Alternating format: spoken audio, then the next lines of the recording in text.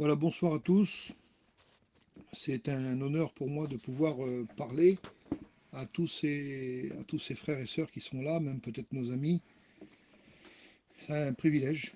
C'est un privilège qu'on a. Heureusement que ça existe, cette façon de pouvoir communiquer. Que Dieu soit béni. Voilà, j'aimerais dire bonjour à tous les serviteurs de Dieu qui sont ici sur Zello. Voilà, mes frères à tous, bonsoir à tous et une bonne soirée.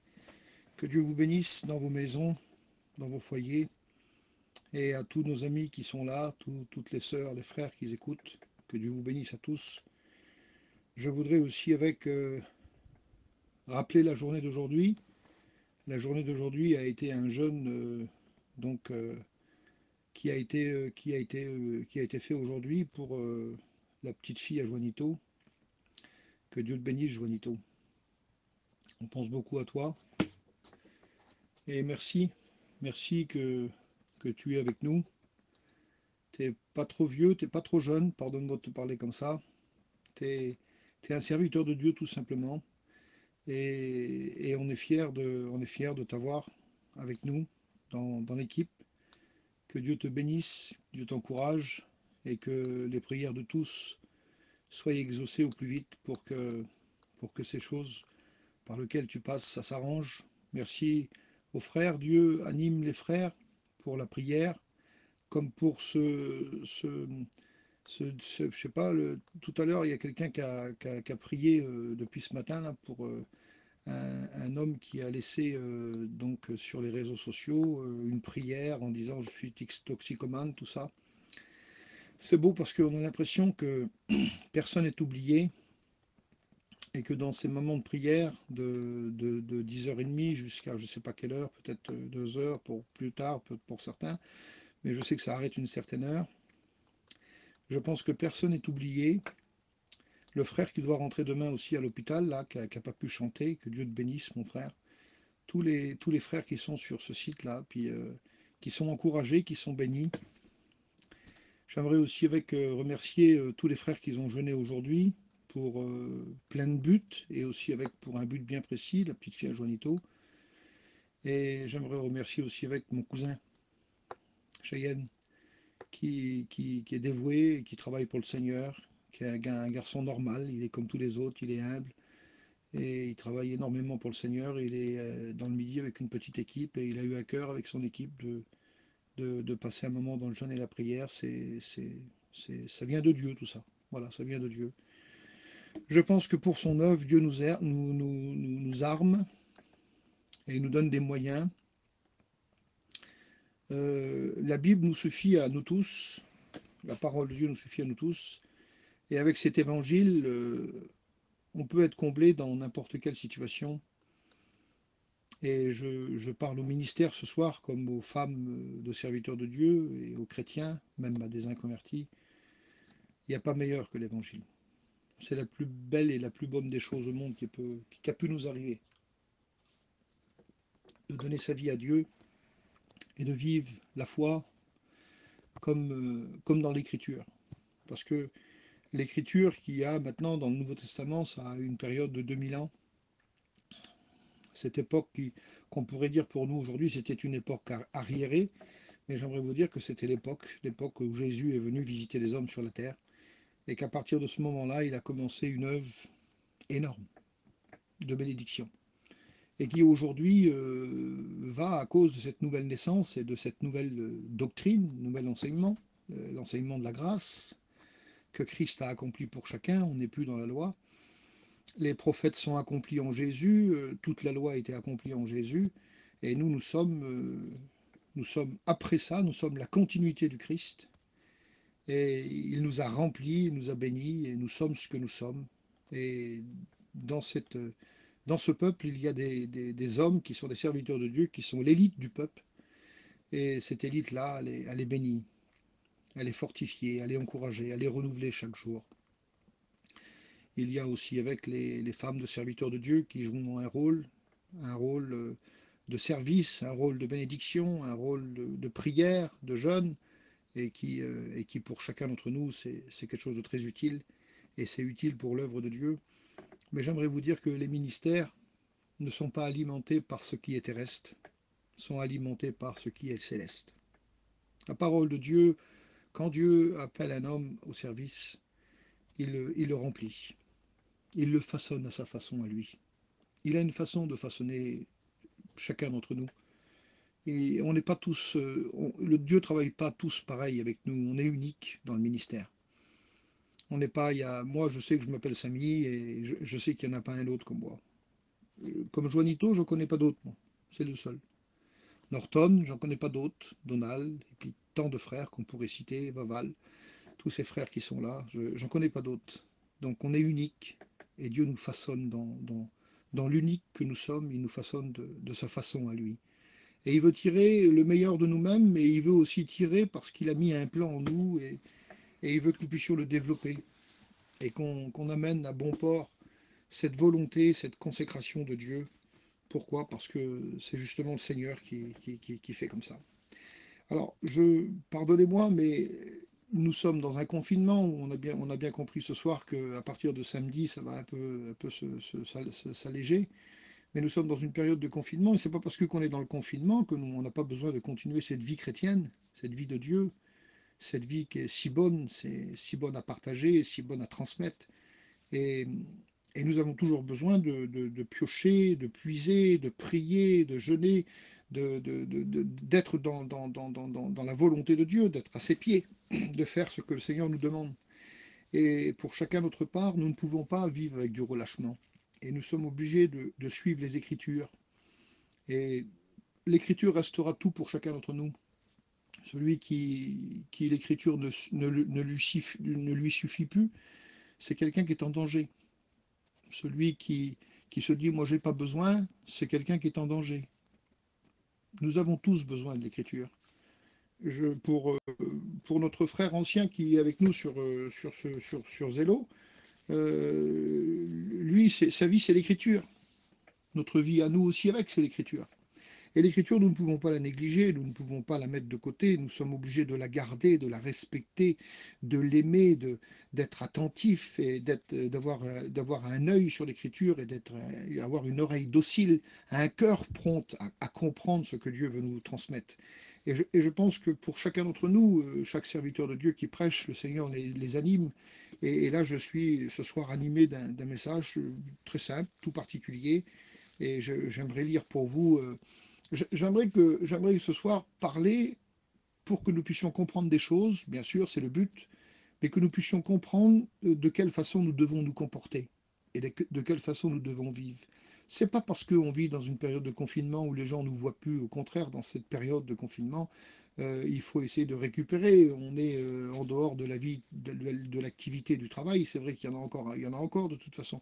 Mais je veux dire, nous, vous savez que les gens du voyage, tout ce temps qu'on est, on est plus retirés. On n'a pas la même vie que tous. Mais bon, il y a aussi nos frères espagnols qui sont aussi dans les maisons et Mais ça change rien. On est des gitans. Et qu'on soit des gitans ou des sédentaires, peu importe, nous avons besoin des Écritures. Et cette écriture que je voudrais partager avec vous ce soir, c'est une réflexion qui se trouve dans le livre de 1 Timothée, chapitre 5, verset 24, qui se trouve aussi dans 1 Timothée, chapitre 3, verset 4. Écoutez ce qu'il est dit. Il est dit ceci. Les péchés de certains hommes sont manifestés, même avant qu'on les juge, tandis que chez d'autres, ils ne se découvrent que dans la suite. Verset 25. De même, les bonnes œuvres sont manifestées, et celles qui ne sont pas bonnes, celles qui ne le sont pas, ne peuvent rester cachées. Ça veut dire que Dieu veut tirer le meilleur de nous-mêmes et que nous ne pouvons pas lui mentir. Nous ne pouvons pas être tricheurs. Nous ne pouvons pas dire n'importe quoi, faire n'importe quoi. Il faut évacuer de nos cœurs tout ce qui ne correspond pas à la volonté de Dieu. Le péché, vers certains hommes, sont manifestés. On les voit, il y en a qui sont manifestés, des chrétiens qui ont fait quelque chose et puis que ça ne va pas. Et d'un seul coup, ils vont être manifestés, ils vont être découverts. Et puis on va dire, c'est pas possible qu'il a fait ça. Tu te rends compte? C'est pas possible qu'il s'est passé ça. Ou quelqu'un qui fait quelque chose, son péché est manifesté, on le met en prison et on voit que voilà, son péché a été manifesté.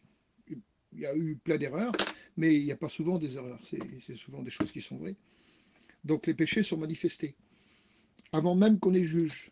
C'est-à-dire qu'on pourrait rentrer en jugement parce que le comportement ne correspond plus, le langage ne correspond plus, les choses ne correspondent plus, et on voit qu'il y a des gens qui se permettent n'importe quoi, qui font ce qu'ils veulent, qui disent qu'est-ce qu'ils veulent, tout ce qui leur passe par la tête. Donc c'est pour ça qu'on dit que chez certains hommes, les péchés sont manifestés même avant qu'on les juge, même avant qu'on l'apprenne, même avant que ça sorte, parce qu'on voit le comportement qui ne correspond pas. Et justement, ça se voit et ça se ressent. On ne peut pas tromper Dieu, on ne peut pas tromper le Saint-Esprit. J'aimerais vous dire que nous, en tant que ministère de la parole, les frères qui sont serviteurs de Dieu, que ce soit dans la mission ou dans le monde, ils sont dirigés par Dieu, ils sont contrôlés par Dieu.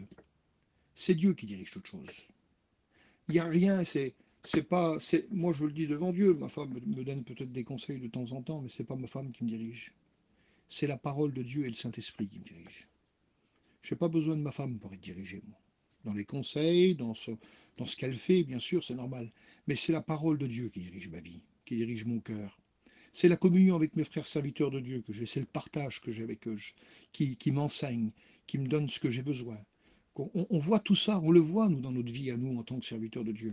Donc si c'est vrai pour nous, vous ne croyez pas que c'est vrai pour tout le monde?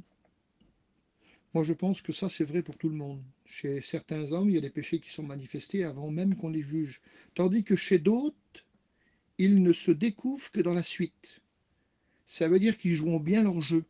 Il y a des gens qui jouent leur jeu. Il y a des gens qui trichent. Il y a des gens qui ne sont pas honnêtes. Il y a des chrétiens qui ne sont pas honnêtes. Il y a des chrétiens qui trichent. Avec des messages comme on peut écouter, des manifestations puissantes de l'amour de Dieu, qu'on ne peut pas ouvrir notre cœur pour nous libérer de tout ce qui pourrait être une tâche. Et vous savez très bien de toute façon que vous pouvez peut-être nous tromper à nous, mais vous ne tromperez pas vos enfants. Vous pouvez nous tromper à nous, mais vous ne tromperez pas vos femmes.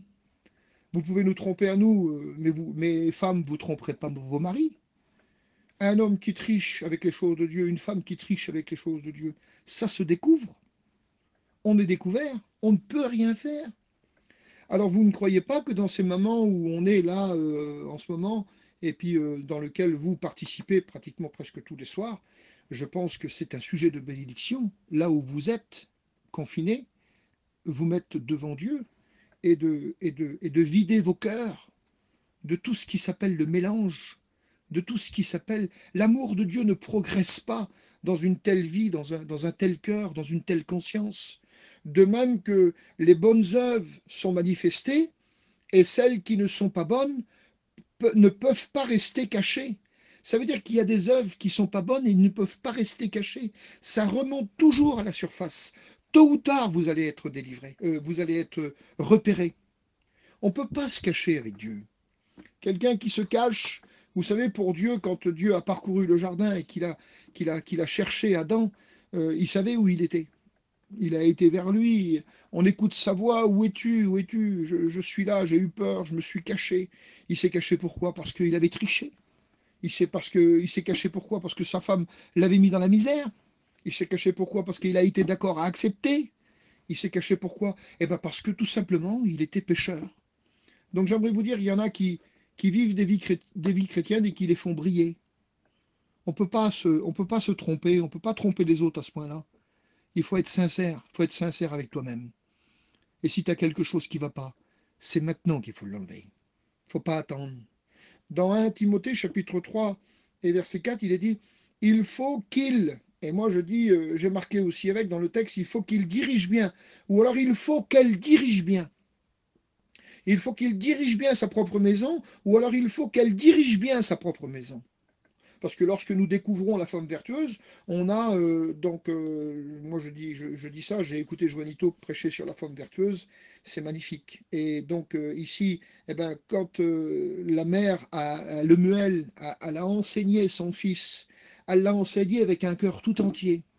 Elle lui a donné des conseils avec un cœur parfait, avec un cœur bon, avec un cœur clair, avec un cœur, avec un esprit paisible. Et elle a donné des instructions à son fils. Et elle dit, mon fils, pour toi, tu ne peux pas boire d'alcool. tu ne peux pas prendre de liqueur forte. Ni pour toi, parce que tu es un roi, tu ne peux même pas boire de vin, faire attention. Parce que si tu t'enivres n'importe quoi, ta responsabilité est trop grande. Ta responsabilité de diriger ta maison est trop grande. Ta responsabilité de diriger le palais est trop grande. C'est trop grand, mon fils. Et même pour les princes, ils ne peuvent même pas boire des liqueurs fortes. Ils ne peuvent pas même boire des liqueurs fortes de peur qu'en buvant, ils oublient la loi. On oublie la parole. Et en oubliant la parole, on peut aussi avec méconnaître les droits de tous ceux qui sont malheureux. Donnez plutôt des liqueurs fortes à celui qui périt et du vin à celui qui a de l'amertume dans l'âme, qu'il boive et oublie sa pauvreté et qu'il ne se souvienne plus de ses peines. Mais par contre, mon fils, elle dit sur son fils, et lui, c'est lui qui l'enseigne, il dit, ouvre ta bouche pour le muet, pour la cause de tous ceux qui sont délaissés. Ouvre ta bouche, juge avec justice et défends le malheureux et l'indigent, l'étranger, le pauvre, celui qui est dans la misère. Voilà quel évangile que nous devons donner. On ne peut pas donner avec des mains sales. Essayez de comprendre. On ne peut pas donner avec un cœur qui n'est pas tout entier. On va donner, mais demain les gens découvriront qui on est. C'est se donner tout entier qu'il faut. Au verset 10, il est dit ceci dans Proverbe 31, « Qui peut trouver une femme vertueuse ? Qui peut trouver un homme vertueux ?» Là, c'est braqué sur la femme. Mais qui peut trouver un homme vertueux ou une femme vertueuse? J'aimerais vous dire que dans la Bible, il y a un ordre. Et cet ordre, elle est établi comme elle est établie. La Bible déclare qu'il y a Dieu, il y a Jésus, il y a l'homme et il y a la femme. Et quand on prend la hiérarchie, Dieu n'est pas avant l'homme. Dieu n'est pas derrière l'homme, il est avant. Après, il y a Jésus. Après, il y a l'homme et il y a la femme. Donc, il faut respecter les choses. Et j'aimerais vous dire que tous autant que nous sommes, et nous avons de l'amour pour parler, on ne parle pas avec méchanceté, on parle avec un cœur qui aime aider et fortifier et encourager.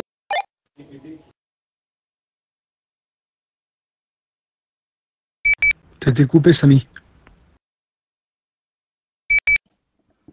Et là, c'est bon, alors. Hein. Donc, moi, je disais que nous ne parlons pas comme nous, on veut parler.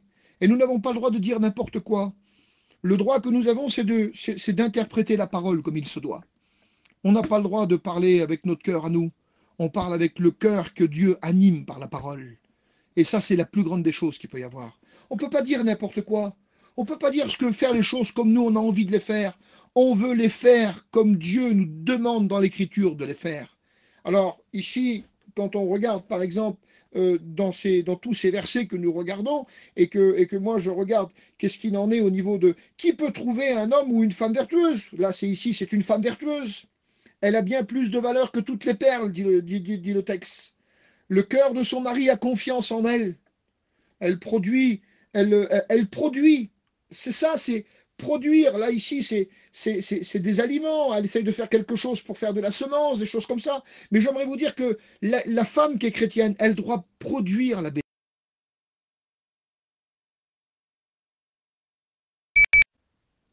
Ça coupe toujours, le frère.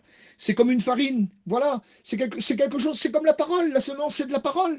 Eh bien, j'aimerais vous dire que une femme, elle doit se parer, sa parure. C'est dans sa bouche, sa parure, c'est dans son cœur, c'est dans son esprit, comme un homme. J'aimerais vous dire la différence qu'il y a, c'est que nous, aujourd'hui, nous sommes dirigés par la parole de Dieu. Et que ce soit même les frères qui sont chrétiens et qui appartiennent aussi à Dieu. Parce que je lisais un texte aussi dans 1 Timothée chapitre 4, et c'est le verset 6. En exposant ces choses aux frères, tu seras un bon ministre de Jésus-Christ, nourri des paroles de la foi. C'est la nourriture de la parole de la foi et de la bonne doctrine que tu as exactement suivie. Voilà ce qui compte le plus.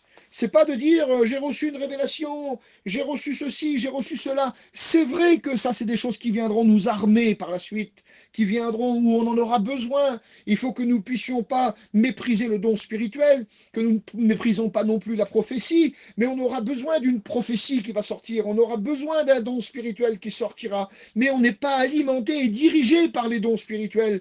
On a été établi par le Christ et on est dirigé en tant que serviteur de Dieu par la parole de Dieu et par le Christ. Donc aujourd'hui, ça nous est suffisant.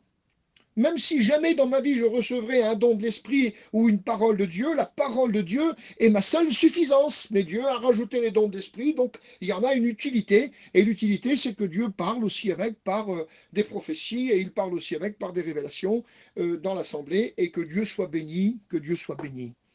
Mais il ne faut pas qu'il y ait de mélange dans nos cœurs. Il faut que nous soyons intacts parce que la responsabilité est trop grande, même en tant que chrétiens. Les chrétiens, c'est ouvre ta bouche pour le muet, pour la cause de celui qui est délaissé.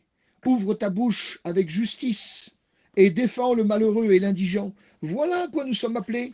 On est appelés à donner ce que nous n'avons pas nous. On ne l'a pas, nous, ça. Mais c'est Dieu qui nous le donne, parce que lorsqu'on est né de nouveau et que nous appartenons à Dieu, tout est devenu nouveau maintenant, tout a changé, les choses ne sont plus les mêmes. Alors il est question, il faut bien diriger sa propre maison.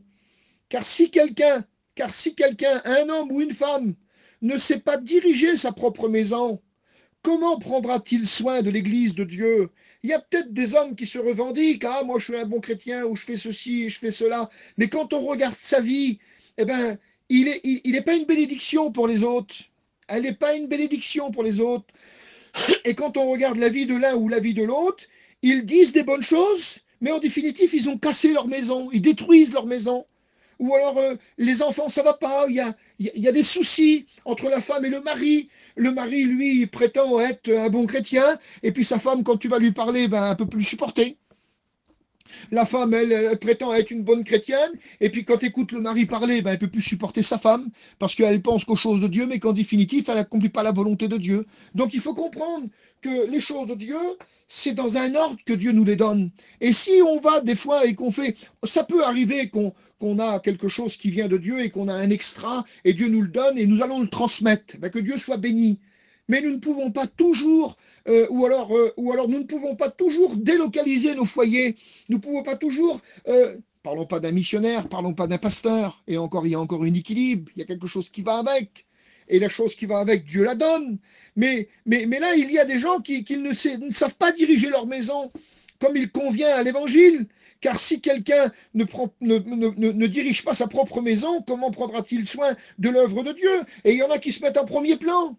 Il y a des gens qui se mettent en premier plan, il y a des hommes qui se mettent en premier plan, il y a des femmes qui se mettent en premier plan et qui se disent, qui savent, qui connaissent. Arrêtons avec ceux qui disent, moi je connais, moi je sais ça, je connais ça. Ah oui, on a l'impression de plus rien apprendre à personne aujourd'hui.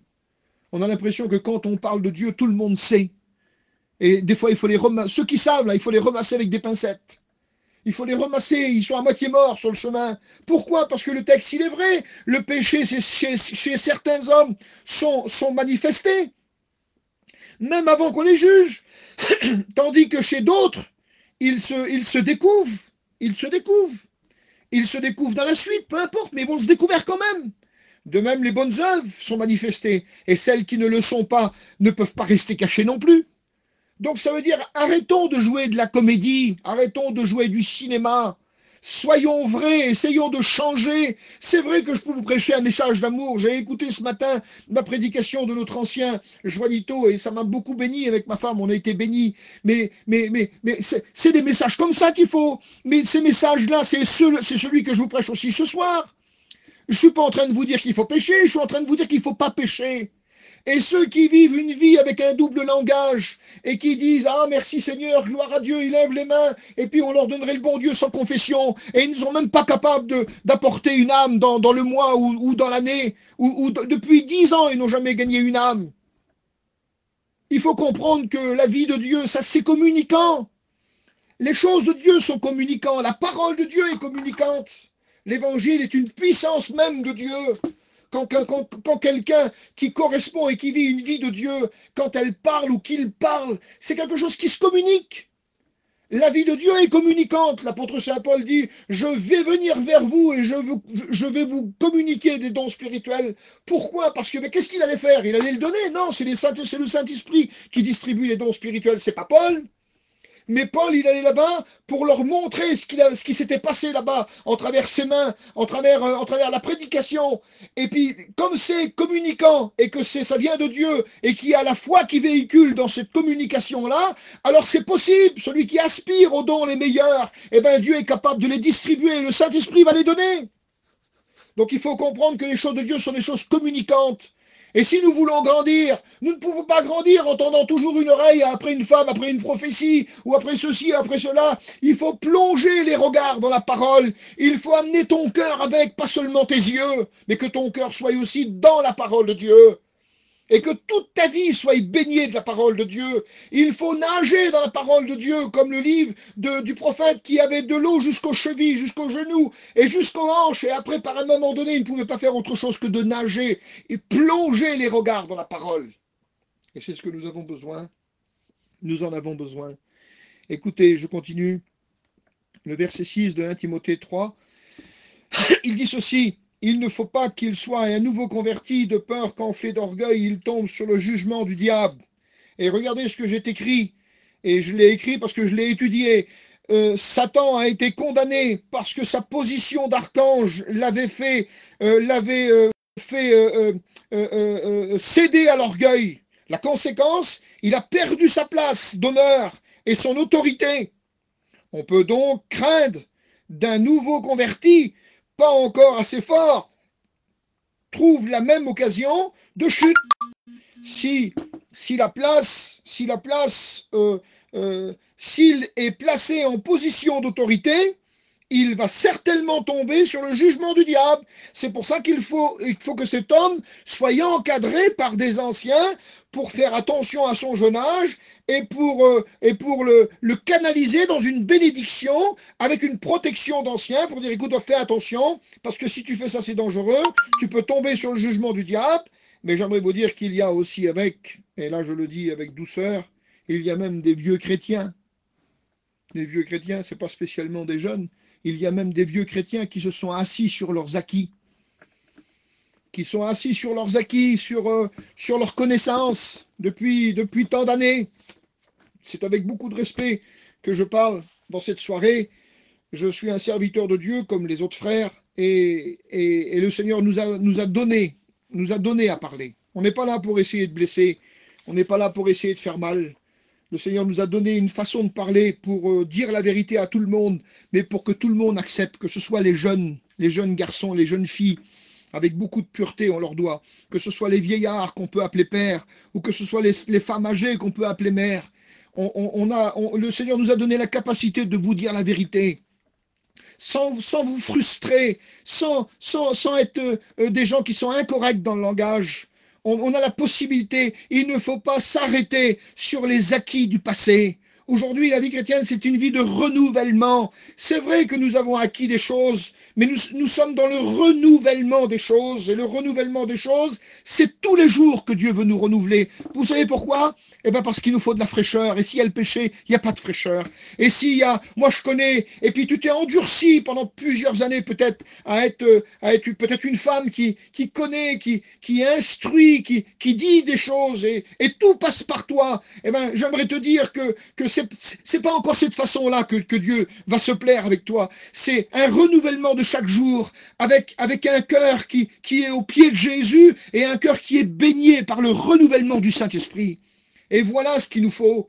C'est d'avoir un cœur qui est un feu, un esprit qui est en feu, quelque chose qui nous remplit de l'intérieur, sentir cette présence de Dieu, sentir l'onction royale du Seigneur. On ne peut pas marcher avec des choses qui sont acquis. Il est question dans le texte, écoutez ça, dans le livre de 1 Corinthiens chapitre 13, et vous pourrez le lire, le verset 8, il est dit ceci, le plus important, mes frères, si aujourd'hui je parle avec amour, je ne parle pas avec dédain, je ne parle pas avec une réprimande sans donner la solution, c'est l'évangile la solution. Et dans cette soirée, le verset 8 nous dit ceci, l'amour ne périt jamais. Alors par contre, si vous braquez votre vie sur la prophétie, c'est vrai que nous en avons besoin, mais les prophéties seront abolies. Vous savez ce que c'est le mot abolir? C'est annuler. La prophétie elle-même sera annulée. Les langues cesseront. la connaissance sera abolie. Vous vous rendez compte? La connaissance sera abolie. Qu'est-ce que veut dire la connaissance ici? Eh bien, moi, j'aimerais vous dire que la connaissance sur le passage terrestre, cette parole de Dieu que je détiens dans mes mains, c'est la parole de Dieu éternelle. Elle continuera à sévir dans l'éternité. Mais j'aimerais vous dire qu'elle est valable que sur la terre. Elle continuera à être valable devant le grand trône blanc, parce que tous les hommes de la planète qui sont morts sans Dieu et qui sont partis dans le lieu de tourment, j'aimerais vous dire que ces gens-là vont ressusciter au grand trône blanc. Et cette parole que je détiens dans ma main, elle sera ouverte au grand trône blanc. Et le Christ a dit, c'est ma parole qui jugera au dernier jour. Et ce dernier jour, c'est le grand trône blanc. Eh bien, j'aimerais vous dire que nous, on ne passera pas par là, on sera sauvés. Pourquoi? Parce qu'on a accepté la garantie, et la garantie, c'est Jésus. Nous avons accepté Jésus, sa garantie. Et ceux qui sont morts sans Dieu et qui n'ont rien voulu, ou qui se sont perdus, ou alors que le péché s'est découvert plus tard, ou alors qu'ils ont tombé parce qu'ils ont joué un double jeu, ou alors qu'ils n'étaient pas assez sincères, pas assez honnêtes, ils n'étaient pas assez aimants, ils n'avaient pas assez de bonheur, assez de piété, ils n'avaient pas assez de justice, ils n'avaient pas assez d'équité. Eh bien, j'aimerais vous dire que ces gens-là, s'ils ne sont pas sauvés, c'est parce qu'ils se sont perdus. Mais j'aimerais vous dire, on peut être à l'extrémité ce soir. Vous pouvez m'écouter et puis être à l'extrémité, être en colère sur quelqu'un, avoir de la haine sur l'autre, et puis pourtant être là, avoir ce besoin, et puis d'être à l'écoute de la parole de Dieu. Eh bien, j'aimerais vous dire que maintenant, dans l'heure où je te parle, dans la minute, la seconde où je te parle, le Seigneur a la capacité de laver ton cœur, de rafraîchir ton esprit, ta conscience, et de pardonner ton péché si tu te repens dans ton cœur. Parce que lui donne ces qualités-là. C'est sa qualité à lui, ça c'est de bénir, d'enlever le mal et d'apporter le bien, moyennant la repentance de ton cœur et de ta vie dans cette soirée. Et c'est pour ça qu'il ne faut pas, pendant le temps, le passage terrestre, alors nous intéressons aux prophéties, nous nous intéressons aux langues tangibles de la terre, ou alors peut-être que la diversité de la langue, peu importe, mais aussi nous nous intéressons à la connaissance de la parole. Mais j'aimerais vous dire que la dimension que nous connaissons aujourd'hui, elle sera dans son apogée lorsque nous serons avec le Seigneur pour l'éternité. Aujourd'hui, le texte le dit de toute façon, dont je le traduis. Aujourd'hui, il est dit ceci dans le verset 9, car nous connaissons en partie et nous prophétisons en partie. Ça veut dire quoi? Ça veut dire qu'on la connaissance de la parole, eh bien, on connaît en partie. Est-ce qu'il y en a un qui connaît toutes les doctrines parfaites ici, sur ce site-là? Est-ce qu'il y en a un qui peut... Ah, vous pouvez dire 1000 versets si vous voulez, c'est pas gênant. Mais connaître la science même de tout ce qui est écrit, alors que moi, je suis en train de dire que ça m'échappe. Je connais parce que j'ai saisi ça, et le Seigneur, en tant que ministère, il a ouvert mon cœur à m'attacher comme avec tous mes frères à la parole de Dieu, et à pouvoir la méditer, et la comprendre, et la réaliser. Et comme je ne comprends pas, ben, je demande à Juanito, comme je ne comprends pas, ben, je demande à quelqu'un d'autre, ceux qui sont à ma portée. Eh bien, une chose qui est sûre, c'est que nous connaissons, mais nous connaissons en partie. On ne connaît pas comme on a été connu. Il dit, car nous connaissons en partie, et nous prophétisons en partie. Comment alors? Où sont les femmes qui prophétisent et qui disent, ah, moi j'ai donné une prophétie? Mais tu prophétises en partie, ma sœur. T'as pas toutes les dimensions de la prophétie. On n'a pas toutes les dimensions de la prophétie. Tu donnes un mot parce que Dieu veut que tu le donnes dans la prophétie, mais ça s'arrête là, c'est tout. C'est pas toi qui dirige les ministères. C'est pas les femmes qui prophétisent qui dirigent les ministères. Ceux qui dirigent le ministère, c'est le Seigneur. Et je l'ai lu tout à l'heure. C'est la doctrine du Seigneur qui a armé nos ministères. Et c'est pas une prophétie partielle qui arrive de temps en temps. Et nous allons pas la négliger, la prophétie. Et nous allons la respecter. Et autant qu'elle est dans notre besoin, nous allons la recevoir ou la rejeter si elle n'est pas dans notre besoin. Et là, ici, dans le texte, il dit, car nous connaissons en partie et nous prophétisons en partie. Mais quand ce qui est parfait, il est question d'une perfection. Alors c'est vrai qu'en Christ, on a été, nous, parfaits. On est parfaits en Christ. Quand le Seigneur, le diable veut nous accuser et que le Seigneur nous voit, il nous voit parfaits parce que c'est le sang de Jésus qui nous a lavés, sanctifiés, purifiés. Et nous sommes nés de nouveau et nous lui appartenons, nous sommes parfaits. Mais quand ce qui est parfait sera venu, ce qui est partiel sera aboli. Ça veut dire annulé. Et là, il est question de donner une explication à ce verset. Nous connaissons en partie et nous prophétisons en partie. Mais quand ce qui est parfait sera venu, eh bien, j'aimerais vous dire que si nous sommes parfaits aujourd'hui, nous ne sommes que dans la nouvelle naissance. Nous avons été rachetés et nous sommes la propriété de Dieu. Nous lui appartenons. Mais nous sommes que dans la connaissance à Christ dans la révélation qu'il nous a apportée, nous sommes parfaits. Mais le corps n'y est pas, on n'est pas parfait, on est encore partiel. Et quand ce qui est parfait sera venu, ce qui est partiel sera aboli. Eh bien, le mot abolir, c'est que la vie terrestre sera annulée, parce que nous partirons dans le changement et nous partirons dans les airs à la rencontre du Seigneur, et nous serons avec lui pour toujours, pour toujours, pour toujours, pour toujours. Et nous connaîtrons là-bas d'une autre dimension par laquelle nous avons été connus sur la terre. Le texte dit, le verset 11, quand j'étais enfant, je raisonnais comme un enfant, je parlais comme un enfant, je pensais comme un enfant, et comme je suis venu un homme, j'ai mis de côté ce qui était de l'enfant. Aujourd'hui, nous voyons au moyen d'un miroir, voilà, au moyen d'un miroir, d'une manière obscure. Et on est là, l'épître de Jacques dit, nous voyons d'un moyen d'un miroir notre visage naturel. On ne regarde même pas, il y a des femmes et il y a des hommes qui ne regardent même pas à l'intérieur de leur cœur quand ils scrutent la parole de Dieu.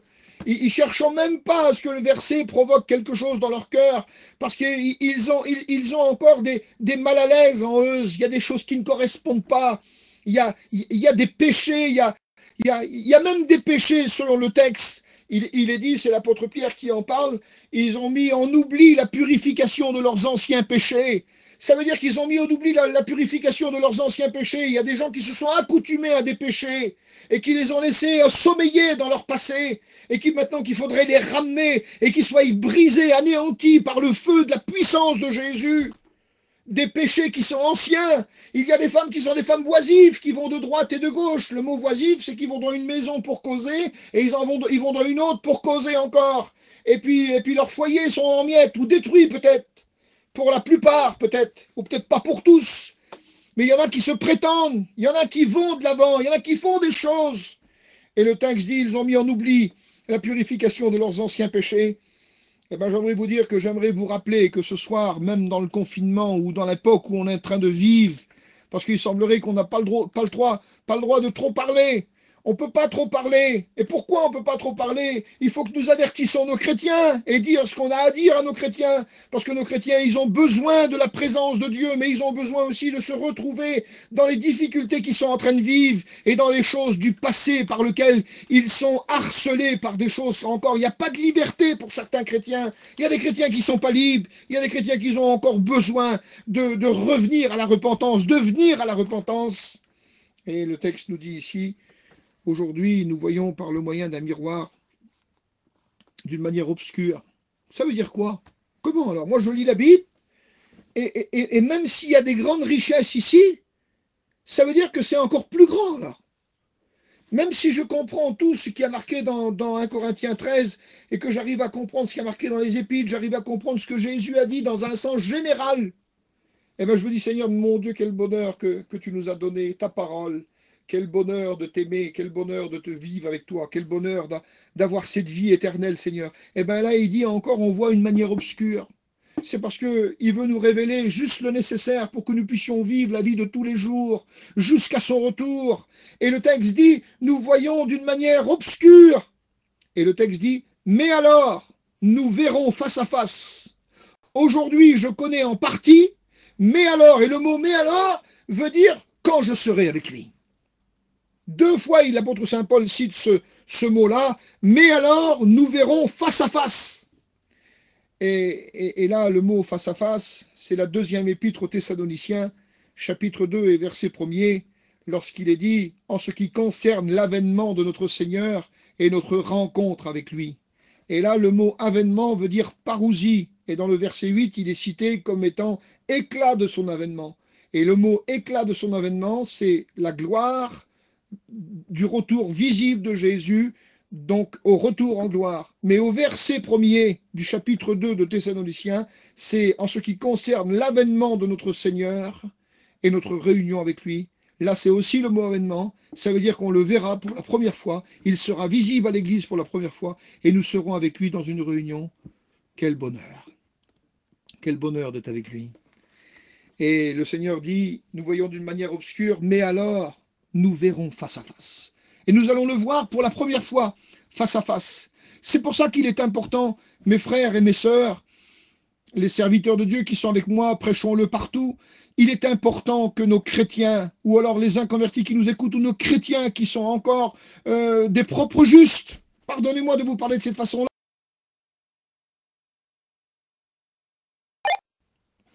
Nous ne sommes pas des propres justes, et ce que nous voulons faire, nous le faisons dans la volonté de Dieu.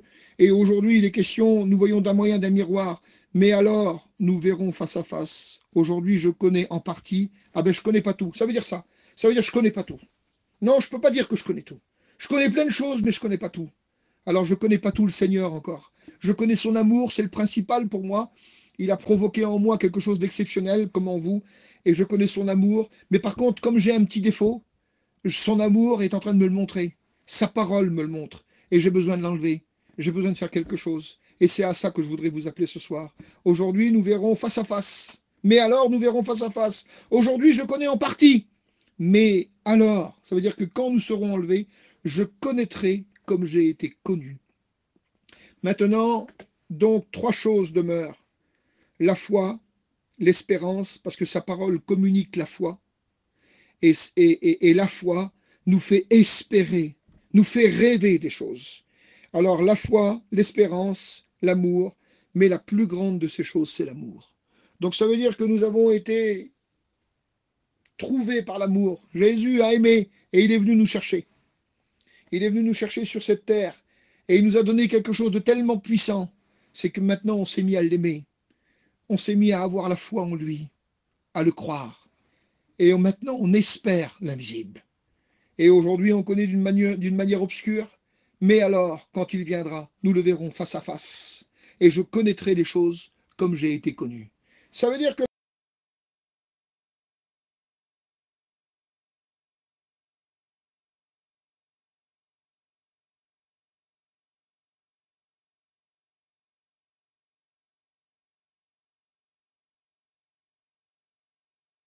T'avais coupé Samy. c'est d'être vrai et de vivre, c'est de vivre vrai avec lui.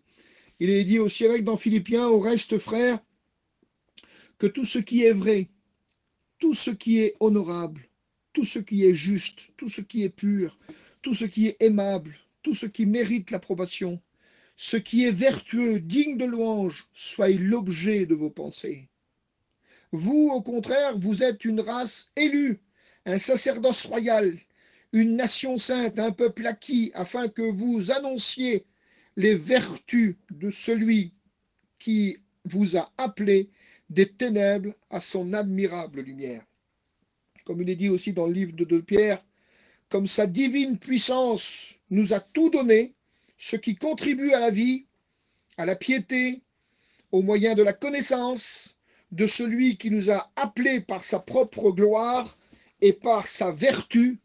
À cause de cela même, tous vos efforts pour joindre à votre foi, la foi que Jésus nous a donnée, la foi qui nous a été transmise par l'Évangile, de joindre à votre foi la vertu, à la vertu, la connaissance, à la connaissance, la maîtrise de soi, à la maîtrise de soi, la patience, à la patience, la piété, à la piété, l'amitié fraternelle, à l'amitié fraternelle, l'amour, la piété, c'est un grand mot. La piété, vous savez ce que ça veut dire? C'est le respect envers Dieu, avoir du respect envers Dieu. Quand tu as du respect envers Dieu, tu ne peux pas vivre quelque chose d'autre que l'Évangile. Quand tu as du respect envers Dieu, tu regardes dans ton cœur et tu dis ça maintenant, il faut que je l'enlève. Je ne peux plus continuer avec ça. Ça, c'est le respect et l'amour envers Dieu. Repousse, le texte dit ceci, repousse les contes de femmes, de vieilles femmes. Il est dit comme ça, hein, repousse les contes, les contes profanes de vieilles femmes. Ou alors de ceux qui se disent, moi j'ai de l'expérience. Ah, moi je peux donner un conseil. J'aimerais vous dire que c'est peut-être vrai que vous pouvez donner un conseil, mais le texte n'est pas approprié, parce que là, il est question que c'est quelque chose qui vient en opposition à la parole de Dieu. Si tu donnes tes conseils à toi, ça vient. Est-ce que pour certaines femmes, est-ce qu'ils savent s'ils ne sont pas trompés en donnant certains conseils des fois à des personnes et qu'en définitif, ils apportent des oppositions contre à la parole sacrée, dit le texte, parce que le mot profane veut dire opposé à ce qui est sacré.